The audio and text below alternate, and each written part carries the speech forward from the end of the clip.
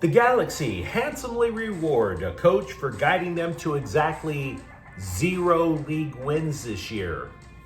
Baseball is now understanding why the Dodgers gladly ponied up $700 million for Shohei Ohtani, and the NWSL finally concedes that having players with cardiac issues on the field, not a ticket mover. Good morning. I'm James. And this is your daily dose of sports and snark for the greatest sports city in the world, Los Angeles. This is the faithful Angelenos Morning Report. It is May 17, 2025. Welcome back to the Sanctum Sanctorum of LA Sports. It is so good to be home and finally starting to relax. So what do you say we start off the day right and talk about the glory of LA Sports? If you like being in the know about LA, click the like button. Click the subscribe button. There's a notification bell. Hit that. It'll let you know when we drop new content. Sharing is caring. Let people know we exist. And by all means, comment. Now, before we go through the news and notes, quick look at the scoreboard. Anaheim 6, Dodgers 2. But on the plus side, the Dodgers' magic number, because we all know they're going to win the division, slides to 118. Also, Kelsey Plum scored 37 points in her Sparks debut. LA gets off on the right foot. They smashed Golden State 84-67. Meanwhile today, Anaheim's at the Dodgers at 6. Make sure to welcome back Clayton Kershaw if you go. And Angel City FC is at Bay City, which is really San Jose. That match starts at 7. What do you say we get to the news? Timing is everything, they say, right? And if that is true, the LA Galaxy have all the rhythm of Elaine from Seinfeld. All the rhythms. Because despite a franchise record 13-match winless streak to open defense of their MLS Cup, a streak that is historic to MLS, despite being the only team in the league right now that does not have a win, the worst record in MLS, with the most goals conceded. The Galaxy just extended manager Greg Vanney for 3 more years. According to The Athletic, Vanney is now among the league's highest paid managers. Any manager who gets paid more than Greg Vanney, they're also the sporting director, which means they oversee the whole shebang. So if it's managing only, Vanney's bringing home the biggest check. And I don't want to overstate this, but this is the worst front office move I've seen since the Galaxy extended former team president Chris Klein, which led to a crippling revolt from the fan base. Now, I'm not trying to suggest there's going to be a second boycott. I don't think there should be a boycott. In my opinion, though, extending Vanney is a terrible idea. To be fair, Vanney does have a pedigree. We don't want to be unfair here. But it's not just with the franchise, it's across MLS. He played for the Galaxy in their inaugural season, back when the whole league was brand spanking new in '96. And he has won MLS Cups not just for LA, but he also earned one with Toronto. He has won more than 140 regular season matches. He generated 2 of the most dangerous offenses the league has ever seen. Once with Toronto and Sebastian Giovinco, and then last year's Galaxy club, which had 4 different players score at least 10 goals.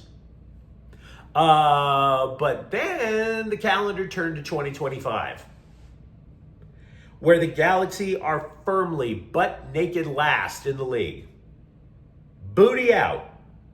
And yes, the team did have critical injuries, but the counterpart to any argument, and I realize the Galaxy fan base can be a little turbulent against each other, the counterpoint that I have is not even 1 win. Not one.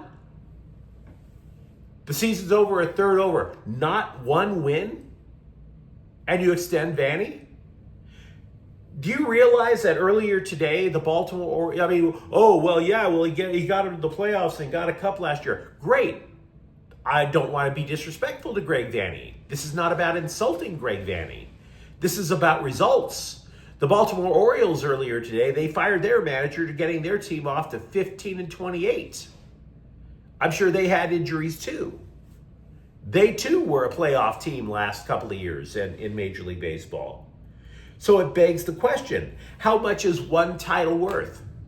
One, right? Which is amazing. I was at MLS Cup last year. I was overjoyed. Should the Galaxy miss the MLS playoffs this year, which is, by the way, it's not exactly that challenging to qualify for MLS Cup playoffs, Vanney would have missed the postseason with LA 3 times and got him into the playoffs just twice. He's underwater as Galaxy manager. His record is 54, 56, and 39.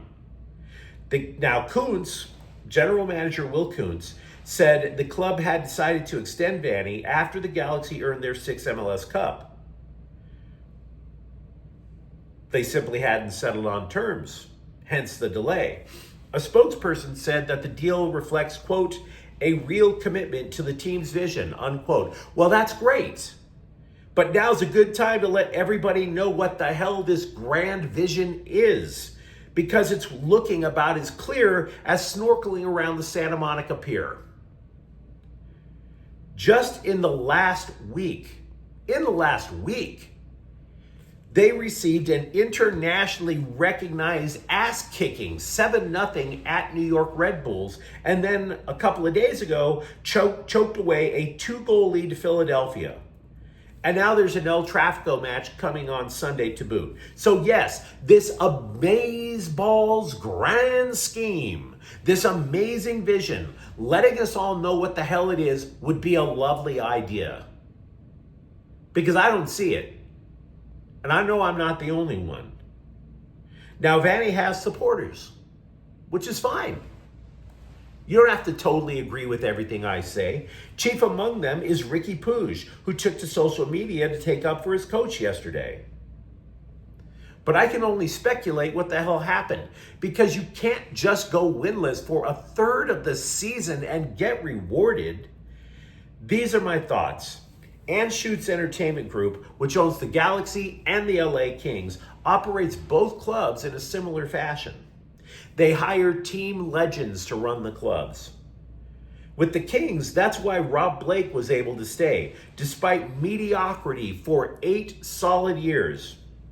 They kept him until his contract ran out. With the Galaxy, it's why former player Klein stayed as team president for 10 years, even though the glamour franchise of the MLS decayed to one of the league's worst run clubs. So they hire a team legend, and then they give him a budget, and AEG is hands off completely. With the Galaxy in particular, my guess is that Kuntz had an iPad just loaded with potential players to sign, and no gigabytes left over for potential coaches. I don't think he has a coaching list. I really don't. I think, if I were to guess, he didn't have a list because he is not a soccer lifer.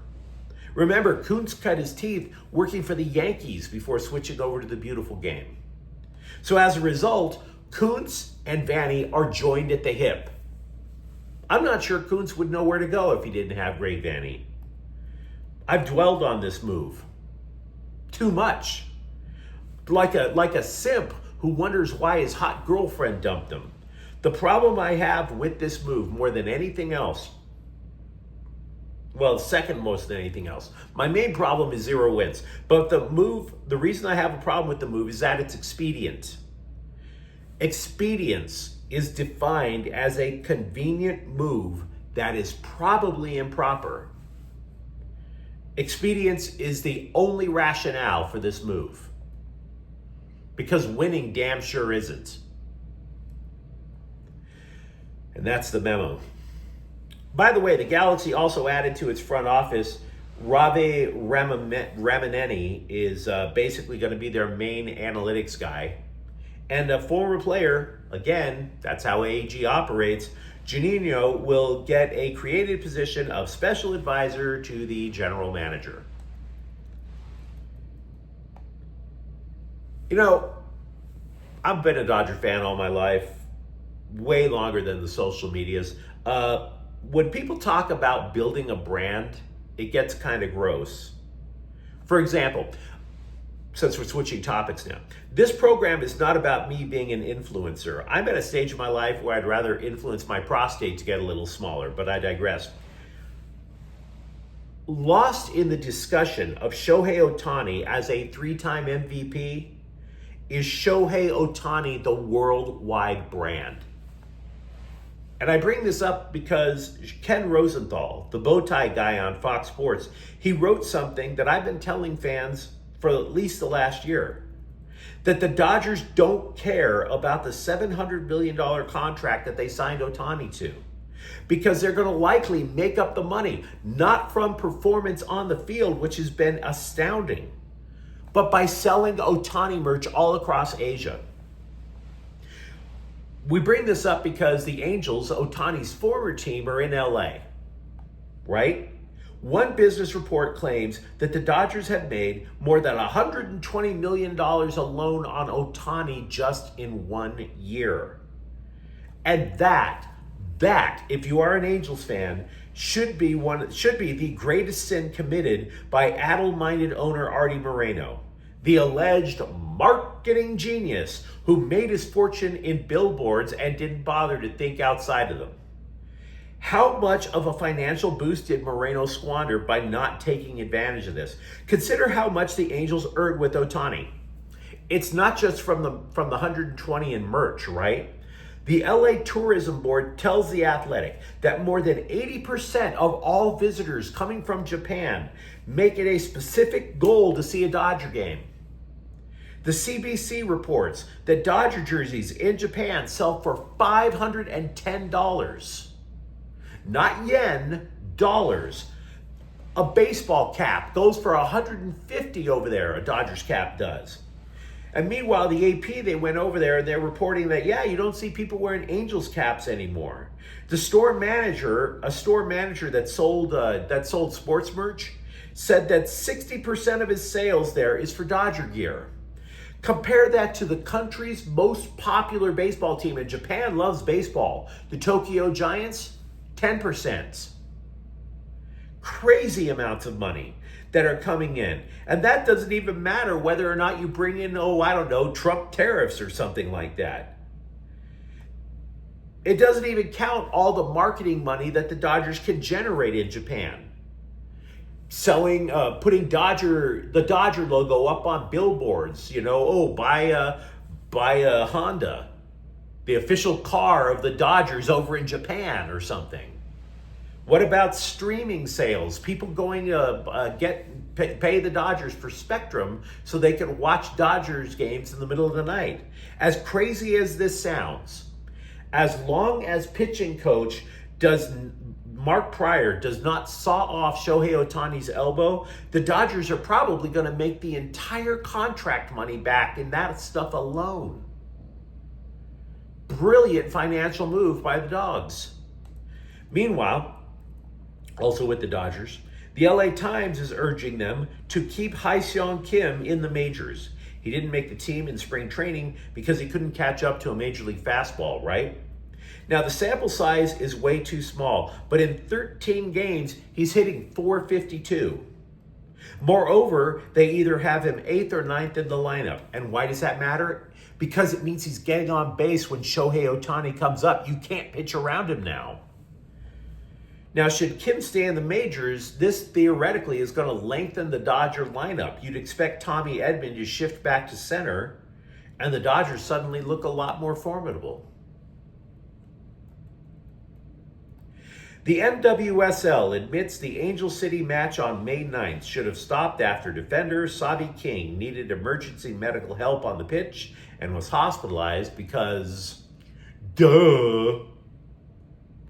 They promised in the future if a player has a life-threatening emergency on the pitch, maybe the stoppage in play is not going to lead to extra jersey and beer sales, so maybe it's a good idea to just call the whole thing off. You think? Took you a week to deduce that, huh? You really think? Player collapses on the field, they're doing chest compressions. What a great time to buy the new kit. But yeah, it would be a good idea to send the people home. Maybe that would actually give us the false impression that you care about the players not dying.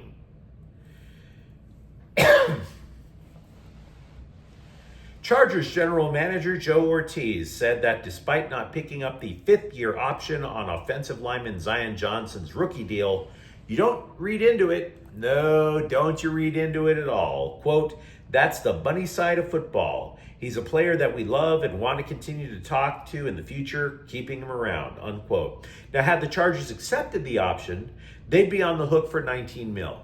So I'm not saying this is a bad idea. Ortiz said they are chit-chatting with Johnson's peeps about a new deal. I just don't think it changes much of anything. Because the so-called money side of football is not about Zion Johnson. The so-called money side of football is about what the Bolts will have to pony up to keep left tackle Rashawn Slater. Right?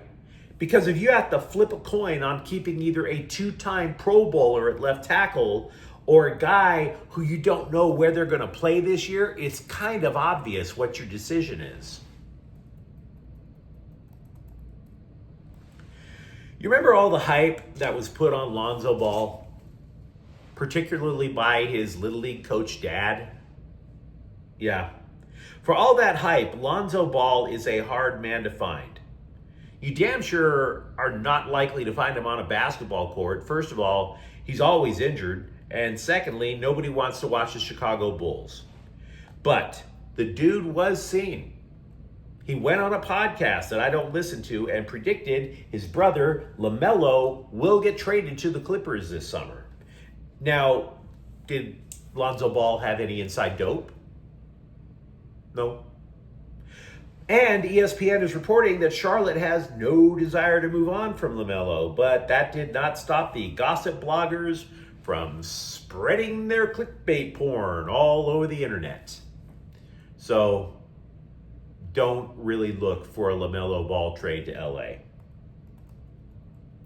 And the Sparks did win last night in their season opener, but reserve Ray Burrell injured her right knee in last night's season opener.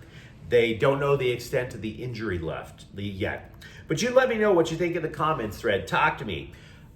For it or against it, Greg Vanney staying in LA for likely 3 more years.